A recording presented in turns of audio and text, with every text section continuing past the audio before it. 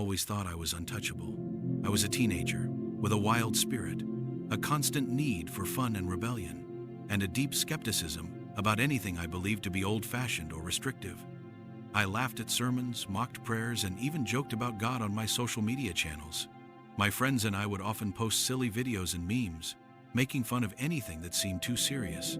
I believed that life was all about living in the moment, and I never imagined that my jokes could have any real consequence.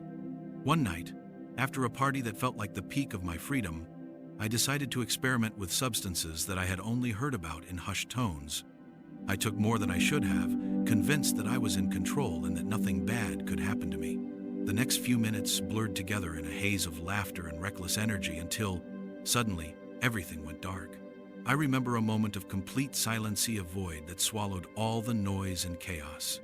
I felt my body sinking into nothingness, and it was as if I was floating away from the party, from the world I had always known. When I came to, I found myself not in a hospital room, but in a place that defied all my expectations. I was lying on a cold, hard surface, and the sky above was a deep, angry red. The air was thick with smoke, and the sound of distant, anguished screams echoed around me. I soon realized that I was not on Earth anymore. I had crossed over into a realm of torment, a place that I would later understand was a vision of hell. At first, I was terrified. I scrambled to make sense of the strange, burning landscape. The ground was cracked and barren, and the flames that licked at the edges of the horizon painted a picture of endless suffering.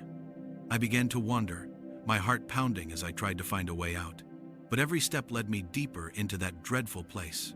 As I moved forward, I saw figures in the distance, faces I recognized from my own life. These were not the friends I had laughed with. They were people I had ridiculed for their beliefs and mocked for their faith. I saw influencers, musicians, and even some classmates whose lives I had once taken for granted, all now trapped in endless misery. I could see one young man who used to boast about his carefree lifestyle, now curled up in a dark corner, his face etched with despair. His eyes, once filled with arrogant laughter, were now dull and empty, as if they had lost all hope.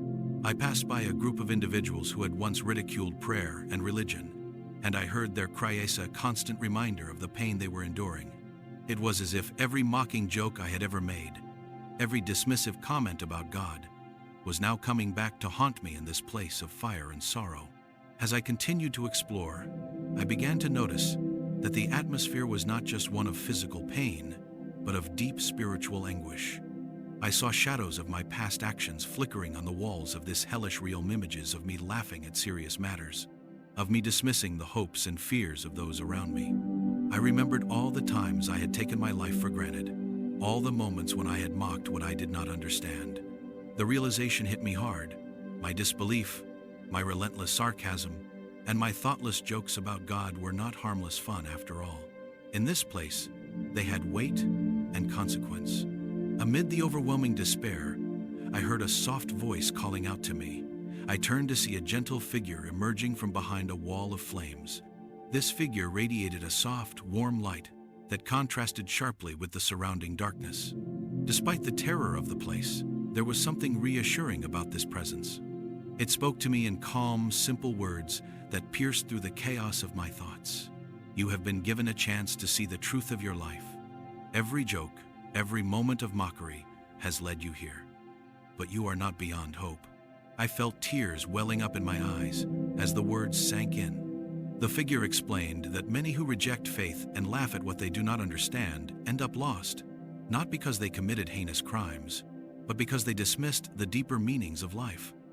You have seen the faces of those who suffered because they, too, chose to ignore the call of compassion and truth, the voice continued. Redemption is possible only when you truly understand the gravity of your actions. As the angelic presence spoke, I was forced to confront the emptiness inside me, the pride, the ignorance, and the arrogance that had shielded me from caring about others. I recalled the times when I had ridiculed a friend's prayer, when I had laughed at the idea of miracles, when I had posted jokes that belittled anyone who believed in something higher than themselves. The images of these moments flashed before me, each one a painful reminder of the way I had disconnected from the true meaning of life. In that moment, the fiery landscape around me began to change. The relentless screams softened into a mournful wail, and the red sky started to dim, revealing hints of something like hope. The gentle figure urged me to walk with him along a narrow path that wound through the darkness, a path that promised a way back to life, but only if I was willing to change. With every step I took, I felt the weight of my past mistakes pressing down on me, but I also sensed the possibility of forgiveness and renewal. As we walked together, the figure told me stories of other souls who had been given second chances. He spoke of a young man who had once been as defiant as I was, who had laughed at the idea of divine mercy, and who now roamed this realm with regret etched on his face. He explained that every soul has the power to change, but it begins with sincere remorse and a willingness to mend the broken pieces of one's life.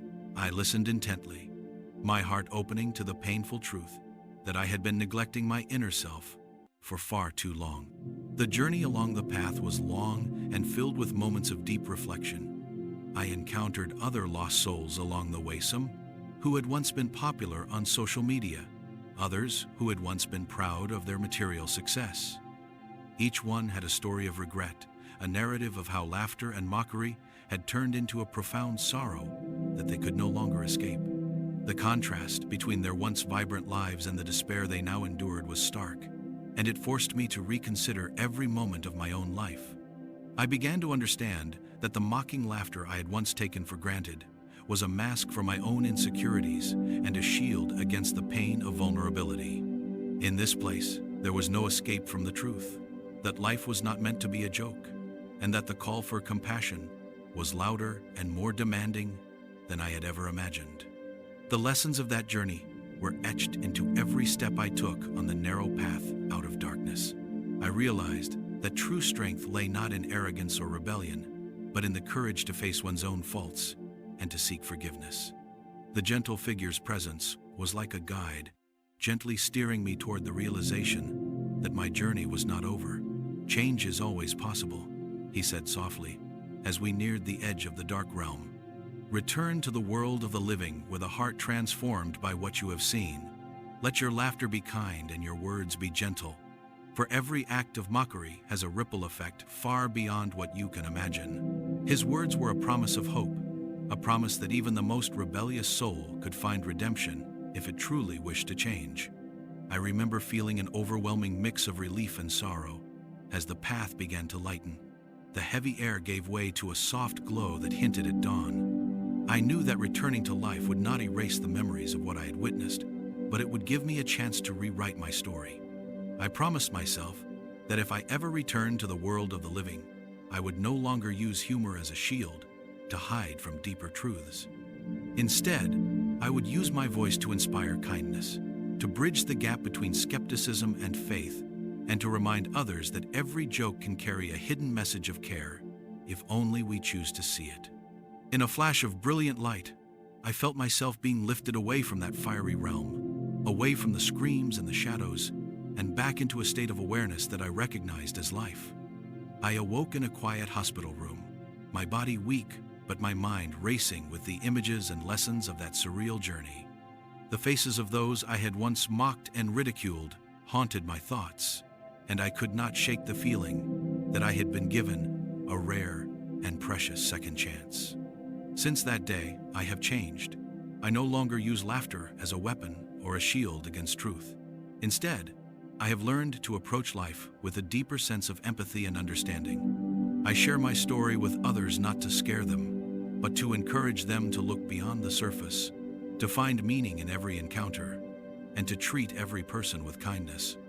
I now see that even in moments of rebellion, there is a chance to learn, to grow, and to transform pain into compassion. My near-death experience transformed not only my view of the world, but also the way I see myself. I am no longer the carefree teenager who thought that life was a joke. I have learned that every laugh, every word, and every action matters. And as I move forward, I carry with me the hope that my story might inspire others to look beyond cynicism and find a path toward genuine compassion.